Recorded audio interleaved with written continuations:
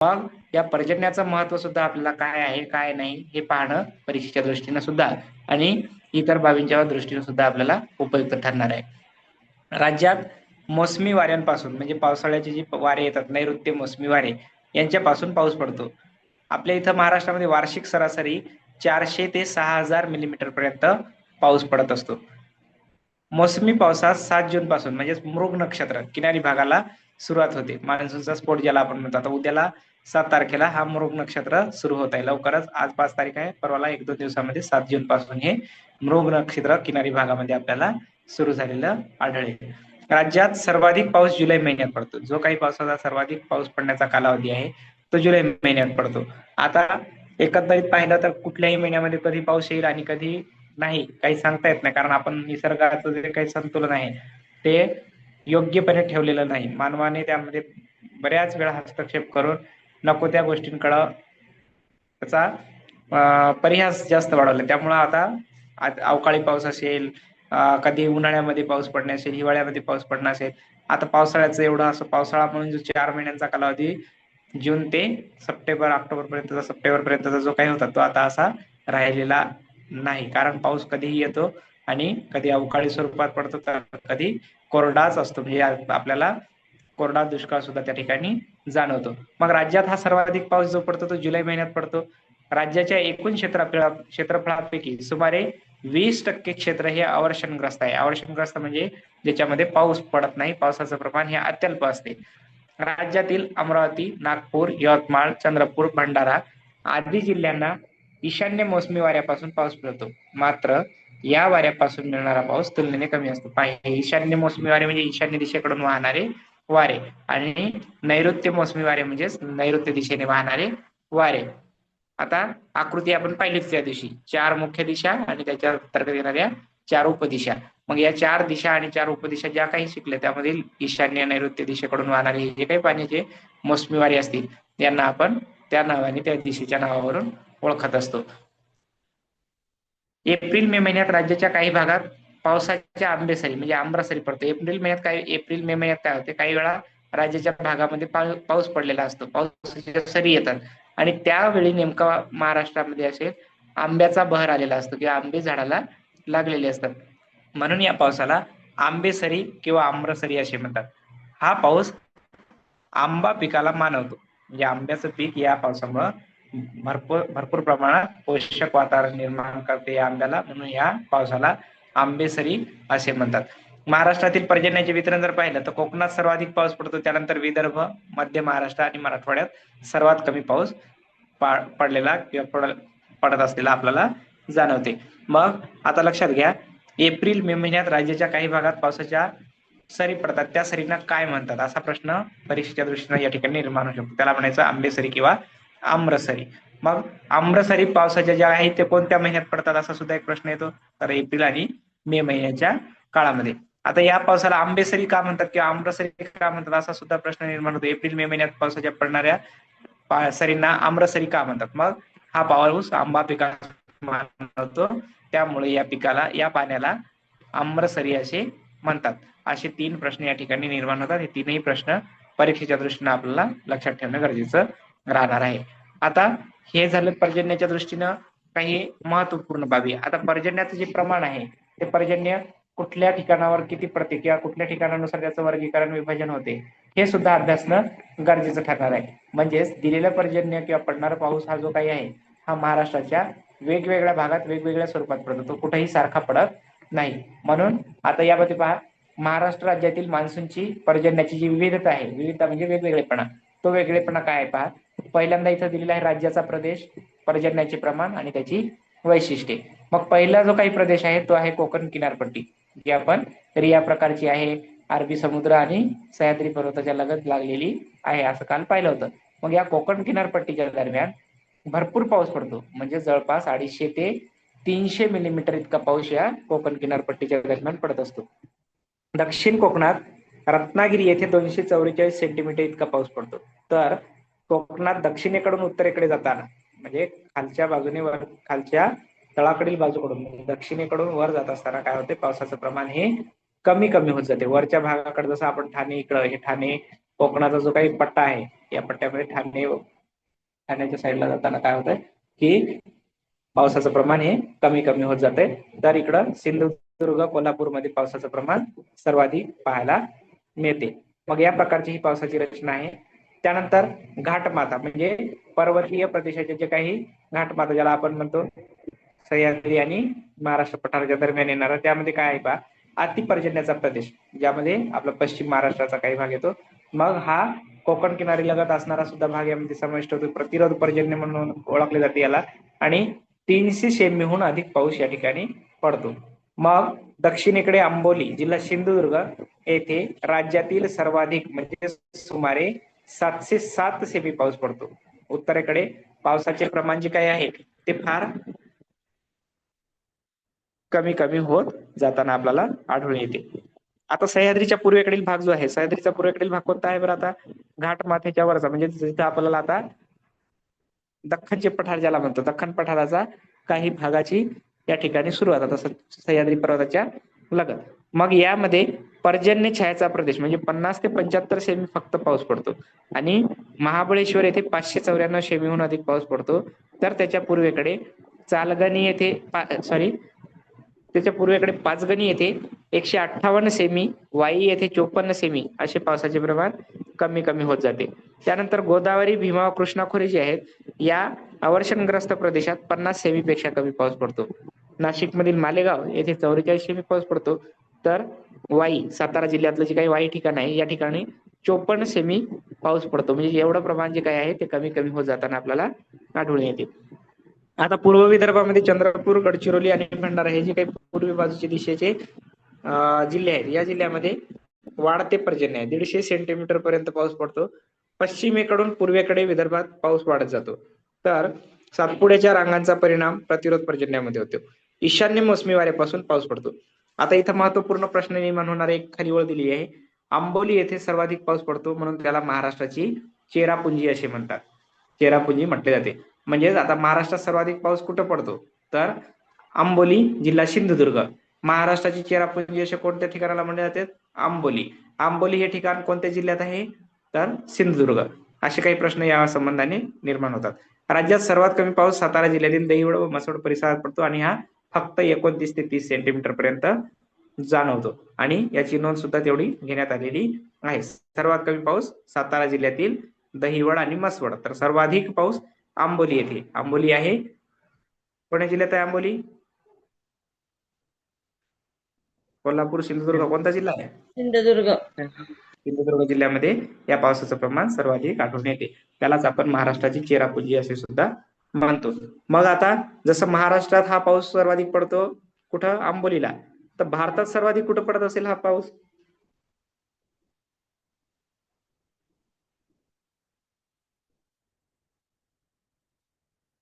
जसं महाराष्ट्रात सर्वाधिक पाऊस आंबोली या ठिकाणी, तर भारतामध्ये सर्वाधिक पाऊस कुठं पडत असेल?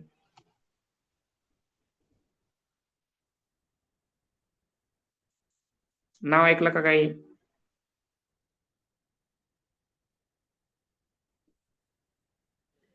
हिमाचल प्रदेश. मौसिनराम ठिकाणाचं नाव काय आहे? मौसिनराम या ठिकाणी सर्वाधिक पाऊस चेरापुंजी ज्याला आपण चेरापुंजी आणि मौसिनराम हे या ठिकाणी पावसाचे जास्त अस्तित्व आपल्याला जाणवते. आता यानंतर पुढच्या याच्याकडे वळू. या साईल आपली जी काही पीपीटी आहे त्यामध्ये आता इथे दिलेलं आहे पहा, एकूण महाराष्ट्राच्या संदर्भाने मृदा प्रकार आणि त्यामध्ये घेतली जाणारी पिके यांचा आपल्याला एक अभ्यासात्मक आढावा घ्यायचा आहे. कारण महाराष्ट्रामध्ये वेगवेगळ्या भागात वेगवेगळी पिके घेतली जातात. काल सांगितलं होतं जांभी मृदा असेल तिथं कोणती पिके घेतली जातात किंवा काळी मृदा असेल तिथं कुठली पिके घेतली जातात.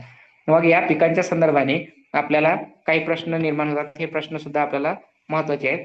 जसं कुठल्या प्रदेशामध्ये कुठली माती आढळते आणि कोणता संबंधित प्रदेश आहे किंवा कोणत्या संबंधित प्रदेशामध्ये ते पीक घेतलं जाते या संदर्भाने सुद्धा आढावा घेणं गरजेचं आहे. काल आपण पाहिलं मृदांची निर्मितीमध्ये पाहिलं होतं की मृदांच्या निर्मितीमध्ये काय दिलेलं आहे पहा, मृदांची निर्मिती सावकाश होत असल्याने त्या अपुनर्नवीकरणीय संसाधने आहेत. अपुनर्नवीकरणीय म्हणजे काय?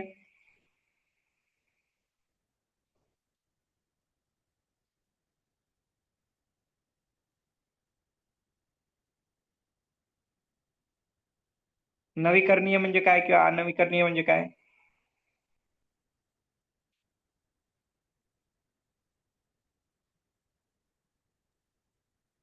नवीन प्रकारे तयार न होणे का सर? हा, नवीन प्रकारे तयार न होणे. पुन्हा पुन्हा आपल्याला नवीन प्रकारची माती तयार करता येऊ शकत नाही. माती ही नैसर्गिक बाब आहे, ती आपण स्वतः तयार करू शकतो का? नाही करू शकत. फक्त नाही. एवढंच होते, आणलेला खडक आपण त्याला समजा बारीक करून किंवा त्याची गाळण करून त्याचा बारीक आकाराचे कण समजा त्या ठिकाणी बारीक बारीक आपण काढू शकतो, पण नैसर्गिकरित्या आपण माती घडवू शकत नाही. पुन्हा माती निर्माण करू शकत नाही, नवीन माती तयार करू शकत नाही. ती परिसरात आपोआप तयार झालेली असते.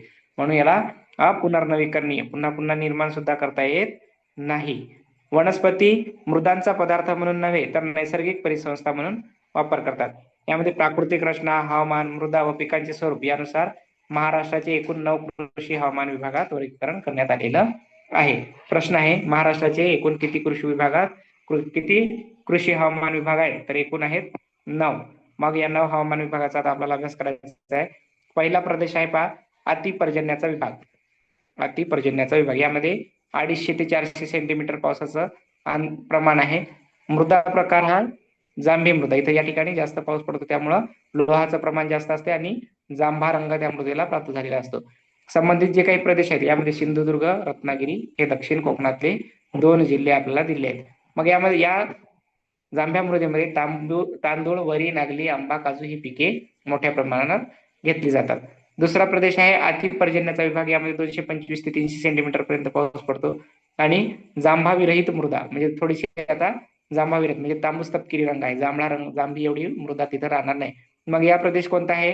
रायगड, ठाणे, मुंबई, इगतपुरी, नाशिकचा भाग काही यामध्ये येतो. तांदूळ, नागली, आंबा आणि काजू, चिकू अशी पिकं या ठिकाणी घेतली जातात.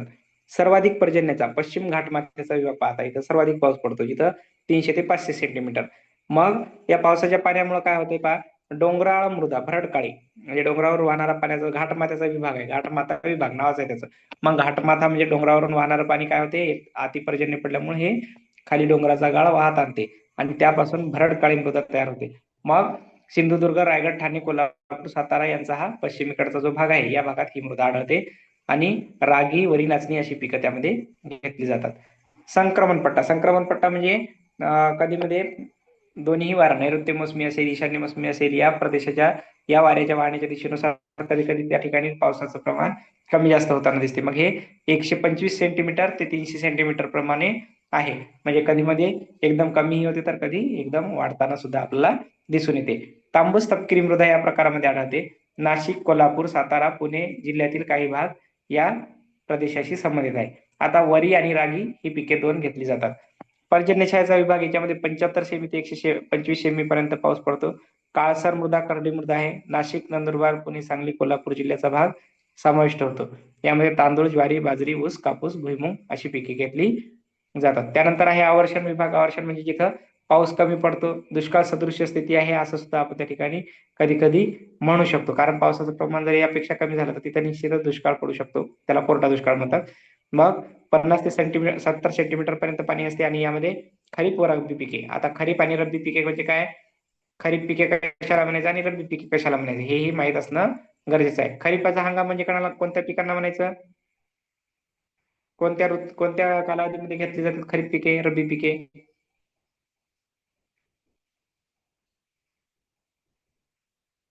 केवळ पावसाच्या पाण्यावर घेतली जाणारी पिके कोणती असतील? रब्बी पिके. रब्बी का खरीप?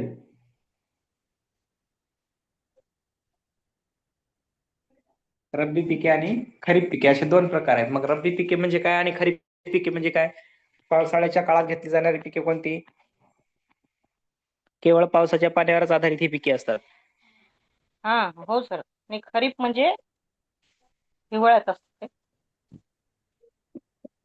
कन्फ्युजन ठेवू नका, व्यवस्थितरित्या दोन्ही बाजू लक्षात घ्या. हिवाळ्यात पाऊस असते का? आता आता पडतोय नाही तर जसं तिला म्हटलं की आता पडतोय, पण पावसाळ्याच्या दरम्यान जो पाऊस पडतो तो हिवाळ्यात राहतो का? हिवाळ्यात पाऊस नसतो सर. मग रब्बी पिके आणि खरीप पिके म्हणजे काय सांगा?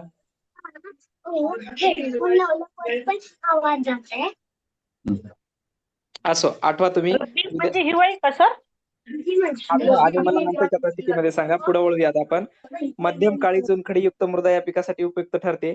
सांगली आणि सोलापूर मध्य व पश्चिम भाग जो आहे त्यामध्ये ही मृदा आढळते. पुणे, नाशिक, धुळे जिल्ह्याचा सुद्धा यामध्ये पूर्व भाग समाविष्ट होतो. आता या अवर्षणग्रस्त प्रदेशामध्ये ज्वारी, बाजरी ही प्रमुख पिके घेतली जातात. ऊस, कापूस, बोर, डाळिंब अशी सुद्धा पिकं या ठिकाणी घेतली जातात. त्यानंतर आहे निश्चित पावसाचा प्रदेश. निश्चित पावसाचा म्हणजे इथे 100 सेंटीमीटर पर्यंत पाऊस पडतो आणि हा निश्चित स्वरूपाचा असतो. मध्यम काळी मृदा आहे या ठिकाणी. मग हा पाऊस जिथं पडतो तो आहे मराठवाडा व विदर्भाचा पश्चिम भाग. यामध्ये जळगाव, बुलढाणा, अमरावती असे काही भाग येतात. या कमी पावसाच्या मध्यम काळी मृदेमध्ये ज्वारी, बाजरी, गहू, आंबा, सूर्यफूल, केळी आणि संत्री अशी पिकं घेतली जातात. आता विदर्भामध्ये सर्वाधिक संत्री कुठे घेतली जातात तुम्हाला माहित आहे. अमरावती, त्यानंतर नागपूर या दोन प्रदेशाचा सुद्धा यामध्ये समावेश आपल्याला पाहायला मिळतो. मध्यम मध्यम जास्त पर्जन्य म्हणजे 90 पासून ते 125 सेंटीमीटर ज्या ठिकाणी पाऊस पडतो मध्यम स्वरूपाचा, त्या ठिकाणी तपकिरी काळी म्हणजे तांबूस काळी मृदा आढळते.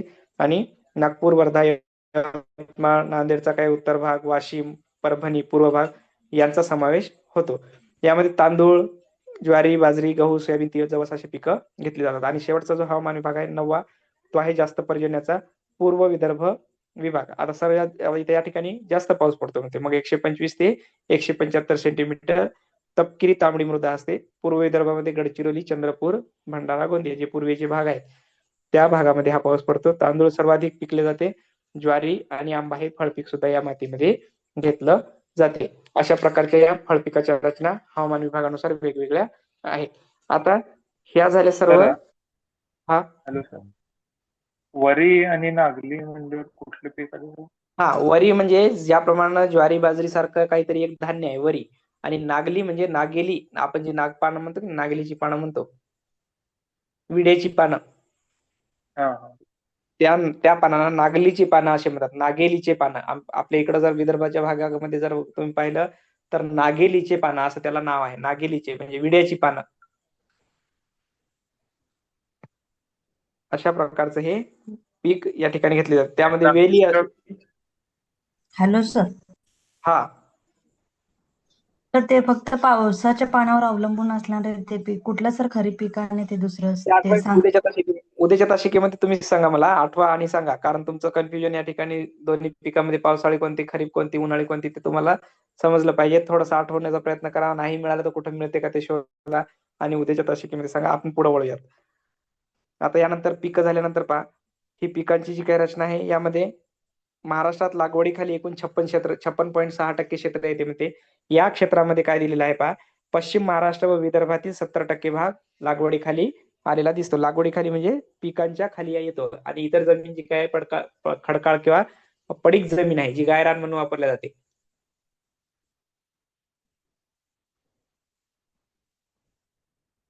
अशा सर्व रचना यामध्ये दिसून येतात. आता ज्वारी रब्बी व खरीप पहा, इथं सुद्धा दिलेलं आहे. रब्बी व खरीप अशा दोन्ही प्रकारामध्ये पावसाच्या प्रदेशामध्ये ही घेतली जाते. आणि महत्वाचं म्हणजे काळी कसदार जमीन लागते या ज्वारीसाठी. उत्पादक जिल्हे आहेत पहा, सोलापूर, अकोला, यवतमाळ, अहमदनगर, पुणे, परभणी, बीड, नांदेड, गोदावरी, भीमा, कृष्णा, तापी, पूर्णा, खोरे जे काही भाग आहे त्यामध्ये ज्वारीचं पीक मोठ्या प्रमाणावर होते. महाराष्ट्रात ज्वारी उत्पादनात अग्रेसर असलेला जिल्हा कोणता आहे मग? महाराष्ट्र. सोलापूर हा जिल्हा ज्वारी उत्पादनात प्रथम क्रमांकावर आहे. त्यानंतर उबदार हवामान, मध्यम पाऊस जिथं पडतो, कमी कसदार आणि मध्यम खोल जमीन आहे. यामध्ये सोलापूर, नाशिक, नगर, पुणे आणि औरंगाबाद या प्रदेशाचा समावेश होतो. पुढचं जे आहे गहू पीक. गहू हे रब्बी हंगामातला आहे. थंड हवामान, मध्यम पाऊस असतो याला. ओलाव्याची सुपीक जमीन महत्वाची असते. जमिनीमध्ये ओलावा टिकून राहणं गरजेचं असते. गहू हे पीक तंतुमय आहे, त्याच्यामुळं पावसाचं किंवा ओलावा जमिनीमध्ये टिकून राहणं आवश्यक असते. म्हणून तुम्ही पाहिलं असेल पावसाच्या या गव्हाच्या पिकाला जास्त पाणी देताना लोक अडवतात. 2-3 पाणी त्याला द्यावे लागतात. नागपूर, नाशिक, पुणे, नगर, जळगाव, परभणी या भागामध्ये ही जमीन आढळून येते. त्यानंतर तांदूळ किंवा धान, ज्याला धान म्हणतो आपण, काही भागामध्ये इकडे भात सुद्धा म्हटलं जाते. मग उष्ण व दमट हवामान जिथं असेल आणि भरपूर पाऊस ज्या प्रदेशात पडतो तिथं तांदळाचं पीक घेतलं जाते. गाळाची सुपीक मृदा लागते. भंडारा, चंद्रपूर, गडचिरोली, कोल्हापूर, सिंधुदुर्ग, रत्नागिरी, कोकण व वैनगंगेचे खोरे जे काय त्या प्रदेशामध्ये हे तांदूळ पीक घेतले जाते. त्यानंतर पुढचं पीक आहे कडधान्य. कडधान्य म्हणजे तूर, मूग, उडीद, डाळ म्हणजे तीळ, हे जे काही कडधान्य पिके आहेत या पिकांचा या ठिकाणी समावेश होतो कडधान्यामध्ये. हरभऱ्यासाठी थंड हवामान लागते म्हणून हिवाळ्याच्या काळामध्ये पाहतो आपण हरभऱ्याचं पीक प्रामुख्याने दिसते. काळी कसदार मृदा लागते. राज्याच्या पठारी प्रदेशात वर्धा आणि नागपूर विभागात ही जास्त प्रमाणात घेतली जाणारी पिके आहेत. नगदी पिकं. नगदी पिके म्हणजे काय आता सांगा बरं? ऊस, कापूस, तंबाखू ही नगदी पिके आहेत. नगदी पिके म्हणजे काय?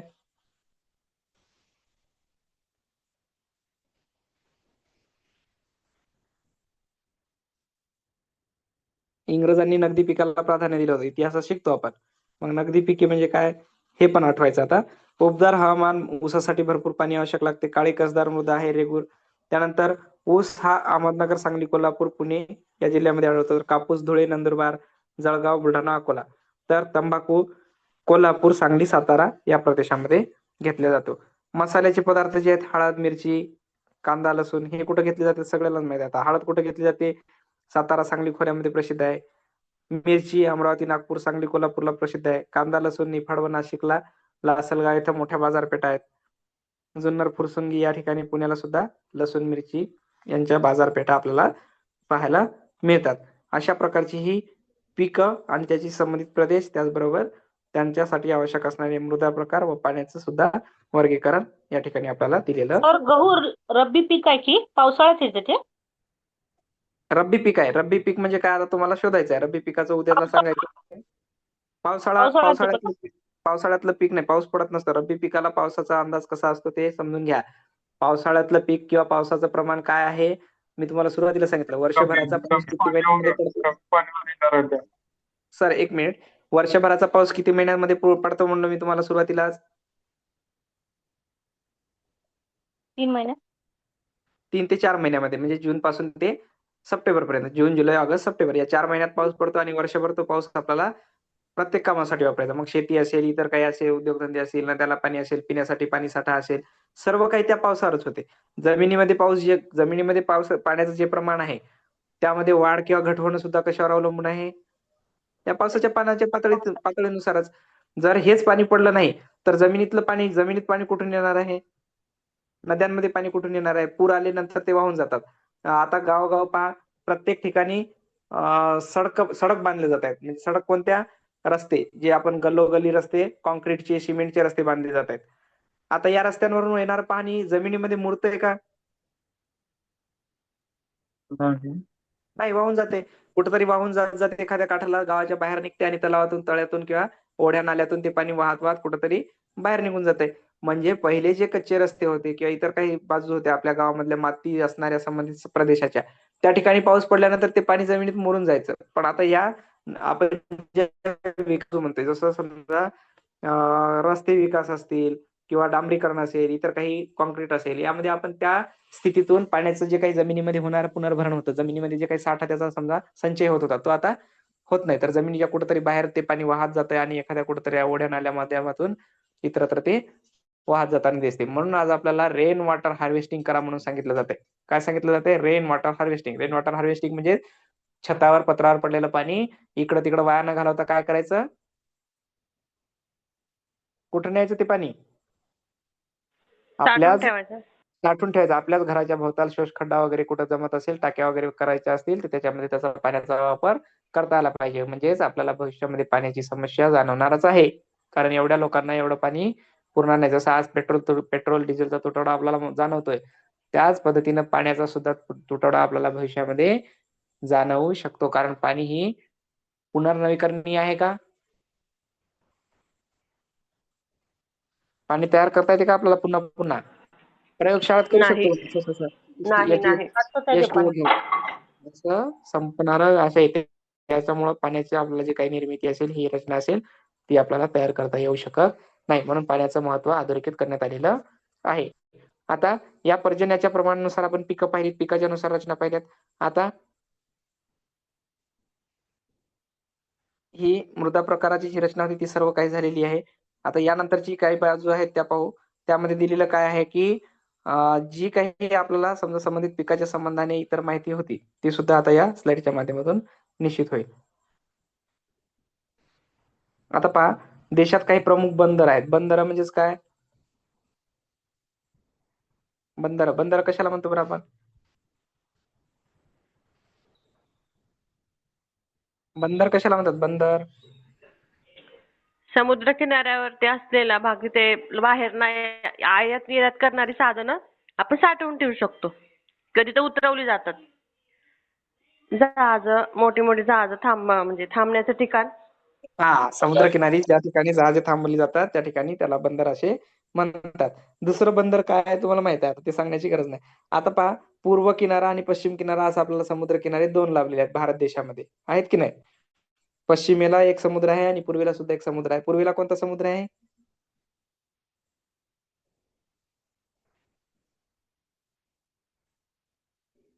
भारताच्या पूर्वेला कोणता समुद्र आहे?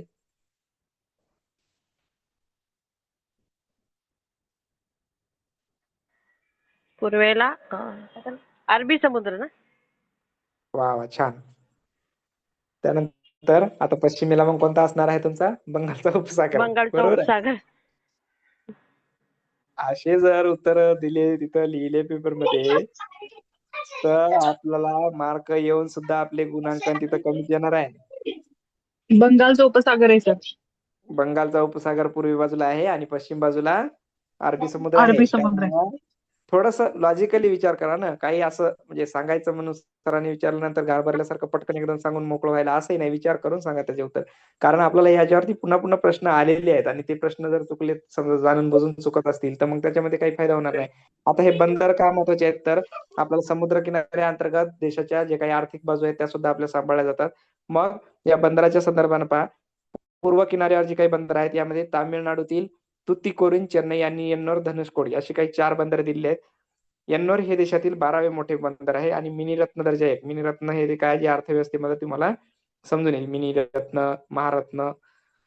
चेन्नई हे देशातील 3ऱ्या क्रमांकाचे मोठे बंदर आहे. त्यानंतर आंध्र प्रदेशमध्ये विशाखापट्टणम बंदर आहे, त्याच्यामध्ये 16% व्यापार होतो. भारताचे सर्वात खोल भूबंदिस्त व नैसर्गिक बंदर आहे. आता तुम्हाला असे प्रश्न येतील की भारताचे सर्वात खोल बंदर कोणते, मग तुम्हाला तिथं विशाखापट्टणम आंध्र प्रदेश मधलं सांगता आलं पाहिजे. आता इथं काय महत्वाचं, इथून जपानला कच्चं लोखंड निर्यात केलं जाते. आपल्या देशातलं कच्चं लोखंड जपानला पाठवले जाते. ओडिसा परद्वीप मध्ये कच्चे लोखंड निर्यातीसाठी वापरले जाते. पश्चिम बंगालमध्ये पाहता कोलकाता आहे. हुगळी नदीवर गाळामुळे व्यवस्थापनावर मर्यादा येतात, व्यापारी महत्व आहे. हल्दिया हे पहिले हरित बंदर आहे. आता हरित बंदर म्हणजेच काय, नैसर्गिकरित्या त्यामध्ये निसर्गाला पूरक असं जी काही रचना आहे ती बंदराची ते आहे, म्हणून हल्दिया हे पहिलं हरित बंदर आहे. हे महत्वाचं आहे. आणि हे कोणत्या याच्यातलं आहे? पश्चिम बंगाल राज्यामध्ये आहे. पहा, कोलकाता बंदरावरील ताण कमी करण्यासाठी विकसित व्यापारी महत्व या बंदराला प्राप्त झालेलं आहे. अंदमान निकोबार मध्ये पोर्ट ब्लेअर आहे, त्याच्यामध्ये ते देशातील 13वा मोठं बंदर आहे. Saudi Arabia, Singapore, US, Singapore जलमार्गाशी या ठिकाणी काय होतं, जलमार्गाचा संपर्क आहे. आता सिंगापूर हे नाव लक्षात घ्या. सिंगापूर नाव का महत्वाचं आहे? कारण पोर्ट ब्लेअर मधून कोणी गेलं होतं सिंगापूर पर्यंत बोटीच्या माध्यमातून, पाणबुडीच्या माध्यमातून प्रयाण. इंग्रजांनी त्याला डावलून ठेवलं होतं. सुभाषचंद्र बोस यांना इंग्रजांनी काय केलं होतं, डांबून ठेवलं होतं. त्यावेळेस त्यांनी वेषांतर करून पाणबुडीच्या मदतीनं सिंगापूर पर्यंत जहाजामार्गे प्रवास केला होता आणि तिथून सुटका करून घेतली होती. अशा काही महत्वाच्या बाबी या बंदराच्या संबंधाने आपल्याला आढळतात. आता पहिला हरित बंदर जे आहे हल्दिया, हे 25 जून 2015 रोजी पश्चिम बंगालमध्ये बनलेले आहे. इथं काय झालेलं आहे, बाहेर बायोडिझेलची निर्मिती केली जात असून बंदराशी संबंधित रेल्वे, ट्रक इत्यादी वाहनांमध्ये ते इंधन म्हणून वापरले जाते. बायोडिझेल आहे म्हणजे नैसर्गिक जे खनिज आपण काढत होतो त्या खनिजांवर आधारित हे बंदर नाही. त्या जहाजांमध्ये बायोडिझेल वापरले जाते. जसं बायोडिझेल म्हणजे नैसर्गिक पालापाचोळा यांचा वापर करून बनवलेलं डिझेल. मग येथील इमामी ॲग्रोटेक प्लॅंट मध्ये पाम तेलापासून हे बायोडिझेल निर्मिती करण्यात येते आणि याच पाम तेलाच्या आधारे बनवलेल्या बायोडिझेल मधून जहाजांचं वहन सुद्धा केल्या जाते. म्हणजेच नैसर्गिकरित्या हे बंदर जे आहे ते पर्यावरणाला पूरक, म्हणजे पर्यावरणाचं कुठलंही हानी होणार नाही असं बंदर असल्यामुळे याला हरित बंदर असं नाव देण्यात आलेलं आहे. मग हे हरित बंदर झालं. त्यानंतर पहा, पुढच्या स्लाइड मध्ये आपल्याला काही उपयुक्त पश्चिम किनाऱ्यावरील बंदर दिली आहेत. आता पश्चिम किनारा म्हणजे कोणत्या बाजूचा असेल, हे कोणत्या समुद्राचा असेल?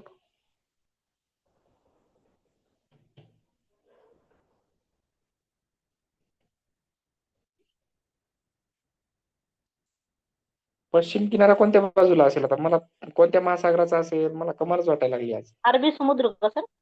अरबी समुद्र. मग हे अरबी समुद्राच्या बाजूला असणारी जी काही खनिज म्हणजे राज्य आहेत त्यातील प्रमुख बंदर आहेत. यामध्ये पहा गुजरात मधील प्रमुख बंदर आहे कांडला आणि ओखा. यामध्ये खनिज तेल, खनिज मीठ हे सुद्धा उत्पादने मिळतात. धान्य यांची ने आण करण्यासाठी कांडला हे मुक्त बंदर आहे, फ्री पोर्ट. मुंबई महाराष्ट्रामध्ये आहे. भारताचे प्रथम क्रमांकाचे उत्तम नैसर्गिक बंदर आहे. देशाच्या तुलनेत 8% मालवाहतूक या मुंबई बंदरातून होते. युरोपला सर्वात जवळचं बंदर आहे, त्यामुळे युरोपियन लोक भारतामध्ये पहिल्यांदा आपल्याला आलेली आढळतात. त्यांनी या सागर मार्गाचा वापर केलेला आहे. भारताचे प्रवेशद्वार सुद्धा मुंबईला म्हटले जाते, कारण इंग्रजांनी किंवा इतर देशातल्या व्यापाऱ्यांनी भारतामध्ये मुंबईच्या या समुद्राद्वारेच प्रवास केलेला होता. JNPT यालाच JNPT म्हणजे फुल फॉर्म काय पहा, जवाहरलाल नेहरू पोर्ट ट्रस्ट. संगणकीकृत बंदर आहे आणि मुंबई बंदरावर ताण कमी करण्यासाठी याची निर्मिती करण्यात आली. JNPT Jawaharlal Nehru port trust. गोवामध्ये आहे मार्मा गोवा, लोह खनिज व बॉक्साईटची निर्यात केली जाते. कर्नाटकमध्ये नवे मंगळूर येथून कुद्रेमुख प्रकल्पातील कच्चे लोखंड इराणला निर्यात होते. केरळमध्ये कोची, अलेप्पी हे बंदर आहेत. कोची हे उत्कृष्ट नैसर्गिक बंदर आहे. पेट्रोलियमच्या आयातीसाठी वापर होतो. आयात म्हणजे आपल्याकडे तिथून पेट्रोल आणले जाते केरळमधून. कालिकत जे आहे तिथं कोची बंदरास अरबी समुद्राची राणी असे म्हणतात. इथं प्रश्न निर्माण होतो, अरबी समुद्राची राणी असे कोणत्या बंदरास म्हणतात?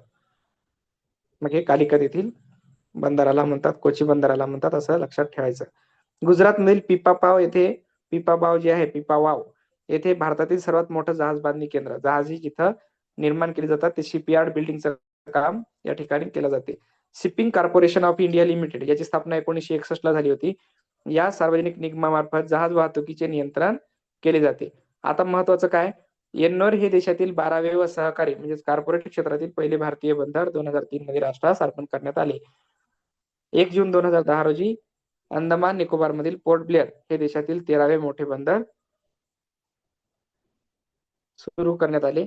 तर 10 जानेवारी 2019 रोजी कांडला गुजरात, त्याचबरोबर तुतीकोरीन तामिळनाडू दरम्यान कंटेनर जलप्रवास, कंटेनर म्हणजे मोठमोठी जहाजांमध्ये ज्या मालवाहतुकीच्या कंटेनर असतात त्या पाठवण्याचं काम या ठिकाणी सुरू झालेलं आहे. आज सर आपण जे काही 8:30ला मृदा घेतलं का सर? काय झालं, मृदा घेतलं का 8:30ला? थोडं हो. जॉईन करायला वेळ झाला. बरोबर, ठीक आहे. नंतर तुम्हाला याचे सगळे जे काही साहित्य असेल ते तुम्हाला मिळणार आहे, काळजी करायचं काम नाही. यानंतर आता आपल्याला एकूण जी काही रेल्वे विभाग आहेत त्या रेल्वे विभागाच्या संबंधाने येता 8वीच्या आणि 7वीच्या पुस्तकामध्ये प्रश्न आहेत. मग हे रेल्वे विभाग कोणते आहेत आणि त्यांचे मुख्यालय काय आहेत हे सुद्धा पाहणं आपल्याला गरजेचं आहे. आता पहा, प्रत्येक रेल्वेला काही नावं दिली आहेत. तुम्ही रेल्वेमध्ये प्रवास केला असेल तर त्यावेळेस तुम्हाला दिसेल त्याच्यावरती दमुरे, दपुरे अशी काही डब्यावरती नावं असतात. उरे, दमरे अशी काही नावं तुम्हाला तिथं दिसतील. मग हे नावं म्हणजेच काय, तर ती रेल्वे कोणत्या विभागाची आहे, ती रेल्वे कोणत्या विभागाची आहे किंवा त्या ज्या डब्यावरती तसं नाव दिलेलं आहे तो डब्बा कुठल्या रेल्वे विभागातून आलेला आहे असं त्याच्यावरती आढळते. मग हे दपुरे, मपुरे जे काही नाव आहेत, आता याच्यामध्ये काय, दपुरे म्हणजे दक्षिण पूर्व रेल्वे, त्याच्यानंतर मपुरे म्हणजे मध्य पूर्व रेल्वे, अशी काही नावं शॉर्टकट ज्याला आपण म्हणतो एक एक आद्याक्षर घेऊन तयार केलेली असतात त्या डब्यावरती लिहिलेली. मग त्या मुख्यालयाचं रेल्वेचं जे काही विभागाचं ठिकाण आहे त्या विभागाच्या ठिकाणानुसार ही त्यांना नावे दिलेली असतात. मग हे विभाग आणि त्यांचे मुख्यालय कुठे आहे ते सुद्धा पाहणं गरजेचं आहे. पहिला विभाग आहे मध्य रेल्वे, याचं ठिकाण आहे मुंबई बोरी बंदर येथे CST म्हणजे छत्रपती शिवाजी महाराज टर्मिनस. त्यानंतर पश्चिम रेल्वेचं मुख्यालय आहे मुंबई चर्चगेट या ठिकाणी. म्हणजे पहा, महाराष्ट्रात 2 मुख्यालय आहेत रेल्वेचे, मध्य रेल्वे आणि पश्चिम रेल्वे. पूर्व रेल्वेचं मुख्यालय आहे कोलकाता या ठिकाणी पश्चिम बंगालमध्ये. दक्षिण रेल्वेचं मुख्यालय आहे चेन्नई तामिळनाडू. उत्तर रेल्वेचं मुख्यालय आहे नवी दिल्ली. दक्षिण मध्य रेल्वेचं मुख्यालय आहे सिकंदराबाद म्हणजे कोणतं राज्य आहे, तेलंगणा. उत्तर पूर्व रेल्वे गोरखपूर उत्तर प्रदेशमध्ये. दक्षिण पूर्व रेल्वे कोलकाता. उत्तर पूर्व सीमा रेल्वे म्हणजे जी काही उत्तर आणि पूर्वची सीमा आहे ही आपण जर नकाशामध्ये पाहिलं तर लक्षात येईल, ही अशी उत्तरेकडून आलेली आणि पूर्वकडे वळणारी ही जी काही सीमारेषा आहे या सीमारेषेवरून रेल्वे वाहते. मग हा जो रेल्वे विभाग आहे त्या दक्षिण सीमा आणि उत्तर सीमेवरून नाव दिलेलं आहे म्हणून याला दक्षिण पूर्व सीमा रेल्वे मालेगाव गुवाहाटी आसाम मधून ही रेल्वे विभाग कार्यरत आहे. त्यानंतर पुढचे जे काय आहे पहा नवीन रेल्वे विभाग म्हणून 8 दिलेले आहेत. हे वरचे जुने होते. आता याच्यामध्ये पूर्व किनारी रेल्वे आहे. याचं मुख्यालय आहे ओडिसा येथे भुवनेश्वर या ठिकाणी. पश्चिम मध्य रेल्वे हाजीपूर बिहार. दक्षिण पश्चिम रेल्वे जी आहे हुबळी कर्नाटक या ठिकाणी आहे. दक्षिण पूर्व मध्य रेल्वे बिलासपूर छत्तीसगड मध्ये. त्यानंतर उत्तर मध्य रेल्वे जी आहे प्रयागराज अलाहाबाद उत्तर प्रदेश. उत्तर पश्चिम रेल्वे जी आहे ती जयपूर राजस्थान. पश्चिम मध्य रेल्वे जी आहे तिचं मुख्यालय आहे जबलपूर मध्य प्रदेश. आणि मेट्रो रेल्वे जी काय आहे तिचं मुख्यालय आपल्याला कोलकाता पश्चिम बंगाल या ठिकाणी आहे. आता एक नवीन विभाग आहे 18वा. यामध्ये दक्षिण किनारपट्टी रेल्वे विशाखापट्टणम या ठिकाणी मुख्यालय आहे तिचं आंध्र प्रदेश या ठिकाणी हा विभाग देण्यात आलेला आहे. म्हणजेच भारतामध्ये वाहणाऱ्या इतर रेल्वे मार्गांमध्ये या मुख्यालयांचं सुद्धा महत्व आहे. कारण तर त्या रेल्वे विभागाचं मुख्यालय ते कुठला विभाग आहे आणि कुठल्या विभागानुसार कोणती रेल्वे धावते किंवा त्यांचं मार्गक्रमणाची काय रणनीती आहे हे ती आपल्याला विभागाच्या कार्यातून समजून येते. आता पहा भारतामध्ये काही सरोवर आहेत. मग काही गोड्या पाण्याची आहेत तर काही खाऱ्या पाण्याची सरोवर आहेत. मग ही सरोवरे सुद्धा आपल्याला महत्वाची आहेत. का महत्वाची आहेत तर या सरोवरांमध्ये पाण्याचा जो काही पाण्याचं महत्व आहे त्याचबरोबर यांची क्षारता असेल यांचं प्रमाण असेल गोड आहे खारट आहे यानुसार यांचं वर्गीकरण केलेलं आहे. आणि हे कोणकोणत्या राज्यात आहेत ते आपल्याला अभ्यासणं गरजेचं ठरते. पहिल्यांदा आपण पाहूयात यातली खाऱ्या पाण्याची सरोवरे. खारे पाणी म्हणजे ज्याचं पाणी खारट आहे आणि ज्याच्यामध्ये क्षारता जास्त आहे. क्षारता म्हणजे मिठाचं प्रमाण आपल्याला खारटपणा जो काही आहे तो जास्त प्रमाणात आढळतो अशी ही खाऱ्या पाण्याची सरोवरे. सर्वात मोठा आहे चिल्का ओडिसा राज्यात आहे. चिल्का हा खाऱ्या पाण्याचं सर्वात मोठं सरोवर ओडिसा राज्यात आहे. त्यानंतर पुलिकत आंध्र प्रदेश आणि तामिळनाडू सीमेवर आहे. सांबर नावाचं जे आहे त्याची क्षारता सर्वाधिक आहे. आता पहा आकारानं मोठा आहे चिल्का तर सर्वाधिक क्षारता असणार सांबर. सांबर हे आहे ते क्षारतेनं मोठा आहे सर्वाधिक क्षारता आहे. आणि हे चिल्का जे आहे ते आकाराने मोठा आहे. राजस्थान मध्ये आहे हे सांबर. त्यानंतर लोणार महाराष्ट्रामध्ये लोणार आपल्याला लोणार सरोवर बुलढाणा जिल्ह्यामध्ये उल्कापातामुळे निर्माण झालेला आहे. माहित आहे ना उल्कापात वरून आकाशातून कुठला तरी उल्का घसरली आणि ती तिचं गुरुत्वाकर्षण सोडून खाली जमिनीकडे आल्यामुळे काय झालं त्या ठिकाणी लोणार या ठिकाणी तिचं आदळल्यानंतर एक सरोवराचं निर्मिती झालेली आहे. ते आहे लोणार सरोवर. जिल्हा आहे बुलढाणा महाराष्ट्र. त्यानंतर वेमनाड सरोवर कायल या ठिकाणी आहे केरळमध्ये. लोणार हे खाऱ्या पाण्याचं सरोवर आहे बुलढाण्यातलं महाराष्ट्रातलं. आता गोड्या पाण्याची सरोवर पायामध्ये काय आहे उलर हे सर्वात मोठं गोड्या पाण्याचं सरोवर आहे जे बंदीपोरा जम्मू काश्मीर मध्ये आहे. दाल सुद्धा जम्मू काश्मीर श्रीनगर मध्ये आहे. कोलेरू जे आहे ते आंध्र प्रदेश मध्ये. नगीन सरोवर श्रीनगर जम्मू काश्मीर आणि सरोवर श्रीनगर जम्मू काश्मीर. म्हणजे लक्षात घ्या गोड्या पाण्याची सर्व या ठिकाणी आहेत ते आहे जम्मू काश्मीर. ज्यांचा माईक चालू आहे त्यांनी माईक म्यूट करा. आता हे पुलिकत सरोवर जे आहे आंध्र प्रदेशचं या सरोवराचा 96% भाग आंध्र प्रदेशात येते तर 4% भाग कुठे येते तामिळनाडू राज्यात येते. म्हणजे सीमेलगत हा सरोवराचा प्रदेश आहे पुलिकत सरोवर. चिल्का सरोवर जे आहे ते ओडिसा राज्यात दया नदीच्या मुखाशी म्हणजे महानदीच्या मुखाशी भारतातील सर्वात मोठे व आशियातील दुसऱ्या क्रमांकाचे खाऱ्या पाण्याचे खाडीतील सरोवर आहे. पहा आशियातील दुसऱ्या क्रमांकाचं आहे म्हणते चिल्का. आकाराने मोठं आणि भारतातलं मोठं तर आशियातलं दुसऱ्या क्रमांकाचं. सांबर जे आहे ते जिल्हा राजस्थान जयपूर मध्ये म्हणजे जयपूर राजस्थान मध्ये भारतातील जमिनीवरील सर्वात मोठे खाऱ्या पाण्याचे सरोवर आहे सांबर. जास्त याची क्षारता आहे आणि सर्वात खारट पाणी या समुद्रात या सरोवराचं आपल्याला आढळून येते. प्लिस्टोशिन काळातील प्लिस्टोशिन काळातील महाराष्ट्रातील लोणार जिल्हा बुलढाणा येथे उल्कापातामुळे खाऱ्या पाण्याच्या सरोवराची निर्मिती झालेली आहे.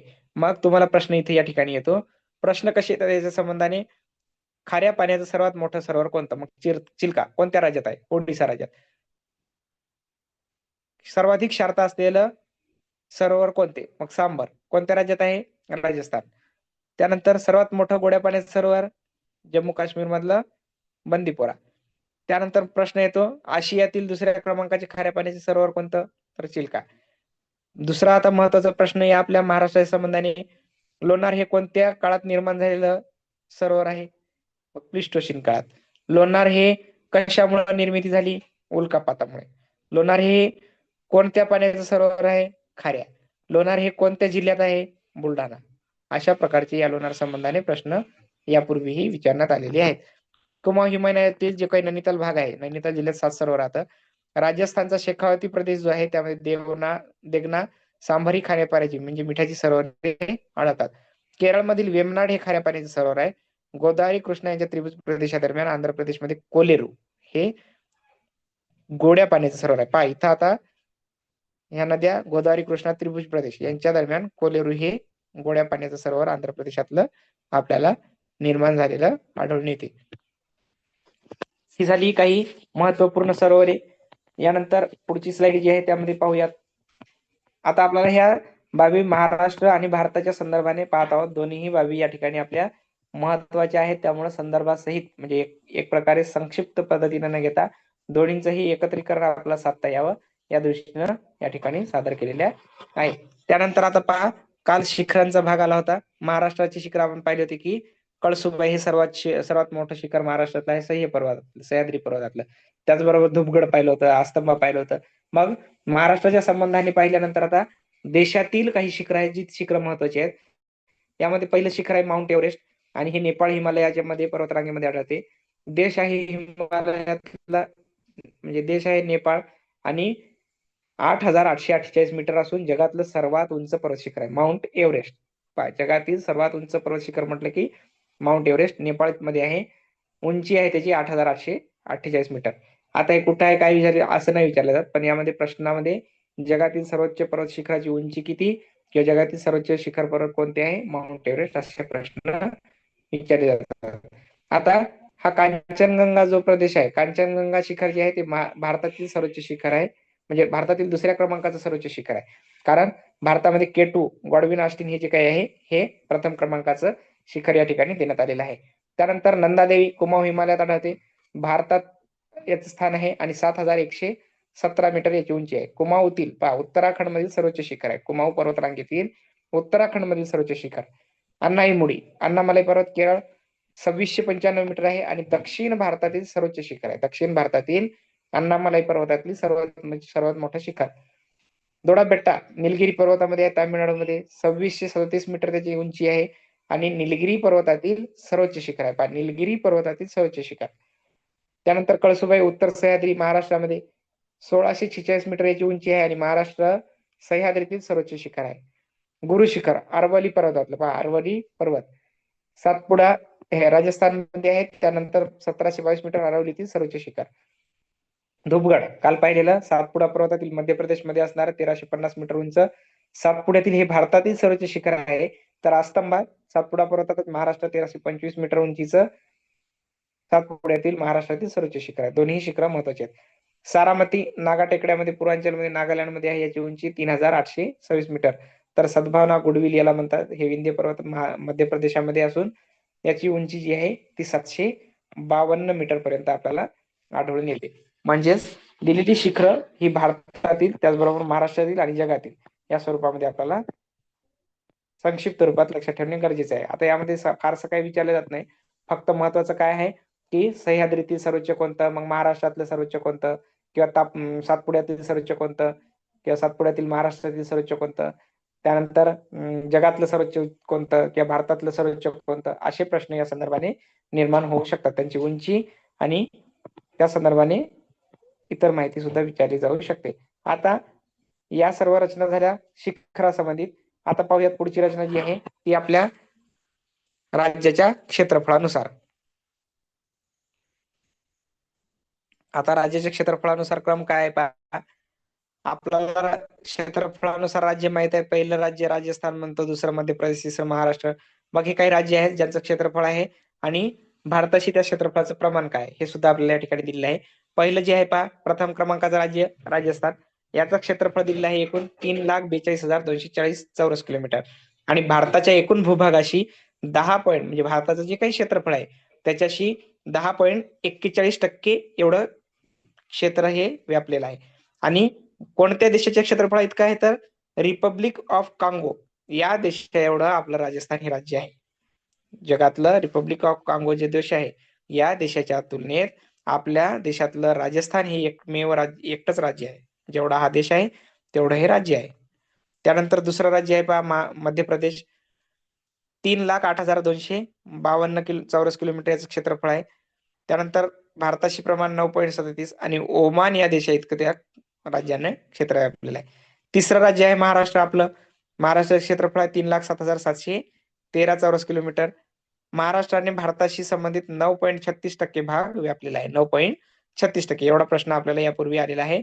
महाराष्ट्राने भारताच्या किती प्रमाणात जागा व्यापलेली आहे किंवा क्षेत्रफळ किती टक्के व्यापलेलं आहे. मग हे 9.36%.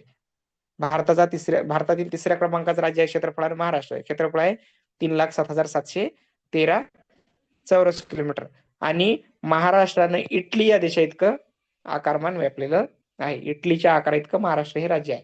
चौथा उत्तर प्रदेश आहे 2,40,928 7.32% व्यापलेला आहे आणि युनायटेड किंगडम या देशा इतकं यानं क्षेत्रफळ व्यापलेलं आहे. पाचवा क्रमांक जम्मू काश्मीरचा लागतो 2,22,236 चौरस किलोमीटर. प्रमाण आहे भारताशी 6.76%. रोमानिया देशा इतकं त्याचं क्षेत्रफळ आहे.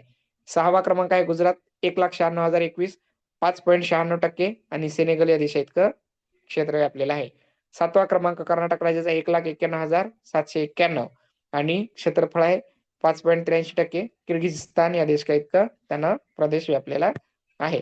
अशा सर्व रचना या आपल्याला भारताच्या क्षेत्रफळाच्या दृष्टीने राज्याचा क्रम याप्रमाणे आहे. मग या सर्व रचना आपल्याला अभ्यासणे गरजेचं ठरते. फक्त आता याच्यामध्ये प्रश्न येतो कुठला, पहिलं, दुसरं, तिसरं किंवा तिसऱ्यानंतर एखादं चौथं असं राज्य विचारले जाऊ शकतं. कारण आपण 3 पर्यंत पाठ करतो. महाराष्ट्र तिसरं, पहिलं राजस्थान, दुसरं मध्य प्रदेश. मग कदाचित एखादं तिसऱ्याच्या नंतर चौथं राज्य सुद्धा ते आपसुकपणे विचारू शकतात. त्यामुळे 3-4 राज्य आपल्याला उतरत्या क्रमानं माहित असलेली गरजेची आहेत. आता यानंतरची जी काही स्लाइड आहे यामध्ये आपल्याला दिलेली आहेत राज्य निर्मिती. आता राज्य निर्मिती का पाहणे गरजेचे आहे, तर महाराष्ट्राचा संयुक्त लढा इयत्ता 8वी मध्ये संयुक्त महाराष्ट्राचा लढा दिलेला आहे आणि महाराष्ट्राच्या निर्मितीच्या वेळी जो काही संघर्ष करण्यात आला होता त्यावेळेस त्या राज्याच्या जे काही आपलं 1956 महाराष्ट्राच्या स्वातंत्र्याच्या पूर्वीचं जे काही संयुक्त महाराष्ट्र राज्य होतं त्या रचनेनुसार सुद्धा इतर देशांच्या राज्यातील काही ज्या रचना होत्या त्या अभ्यासणं गरजेचं ठरते. मग हे अलीकडच्या काळात काही निर्माण झालेली राज्य आहे, जसं छत्तीसगड नवीन राज्य निर्माण झालं, हे 26व्या क्रमांकाचं राज्य होतं आणि मध्य प्रदेशच्या विभाजनातून याची निर्मिती झाली. मध्य प्रदेशचं विभाजन होऊन छत्तीसगड राज्य अस्तित्वात आलेलं आहे. त्याची निर्मिती 1 नोव्हेंबर 2000 रोजी करण्यात आली. आता याची राजधानी आहे अटलनगर, नया रायपूर.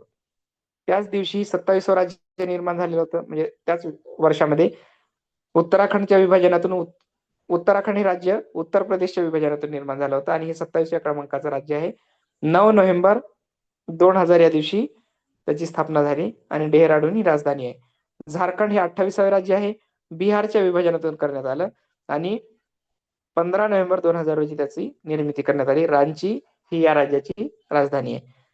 तेलंगणा हे अलीकडच्या काळात निर्माण झालेले राज्य आहे, 29वं. आंध्र प्रदेश मधून 2 जून 2014 या रोजी त्याची निर्मिती करण्यात आलेली आहे आणि राज्याची राजधानी आहे हैदराबाद. पूर्वी आंध्र प्रदेशची राजधानी सुद्धा हैदराबाद होती, आता ती बदलून अमरावती अशी करण्यात आलेली आहे. अमरावती विजयवाडा. म्हणजे संयुक्त राजधानीचा करार जो होता तो 10 वर्षाचा होता, तो त्यांनी पाळण्याआधीच अमरावती या नव्या राजधानीची घोषणा करून तिचा अवलंब प्रशासकीय कामासाठी करण्यास सुरुवात केलेली आहे. म्हणजेच लक्षात घ्या, दिलेल्या ज्या काही रचना असतील राज्य निर्मितीच्या संबंधाने असोत किंवा इतर काही बाबी, त्या सर्व बाबी आपल्याला परीक्षेच्या दृष्टीने अभ्यासणं महत्वाचे आहेत. आता इथं लक्षात घ्या, आपल्याला ही जी काही सागर जलाची क्षारता मोजणारी उपकरणं आहेत, समुद्राच्या किनारी जी काही क्षारता असते समुद्राच्या पाण्यामध्ये, त्या संबंधाने आपण इथं पहा सागर जलाची क्षारता मोजणारी उपकरणं आहेत हायड्रोमीटर, रिफ्रॅक्टोमीटर आणि सॅलिनोमीटर. 3 उपकरणं आहेत, हायड्रोमीटर, रिफ्रॅक्टोमीटर, सॅलिनोमीटर. का दाखवत असेल हा प्रश्न मी तुम्हाला, म्हणजे या ठिकाणी ही माहिती का दाखवत आहे तुम्हाला? पेपरला पडले का सर ते? का दाखवत असेल बरं, काय कारण असेल का त्याच्या मागं? शिकवलं पेपरला होतं पडलेत का? पडलेले आहे पेपरला. आता या 2-3 दिवसापूर्वी तुम्हाला त्याचा प्रश्न सुद्धा दाखवलेला आहे. सागर जलाची क्षारता कोणत्या उपकरणाने मोजतात किंवा कोणत्या उपकरणामध्ये सागर जलाची क्षारता सांगितली जाते, असा प्रश्न आपल्याला पेपरच्या संदर्भाने विचारण्यात आलेला होता. म्हणून ह्या बारीक बारीक बाबी ज्या आहेत त्या लक्षात राहिल्या पाहिजेत.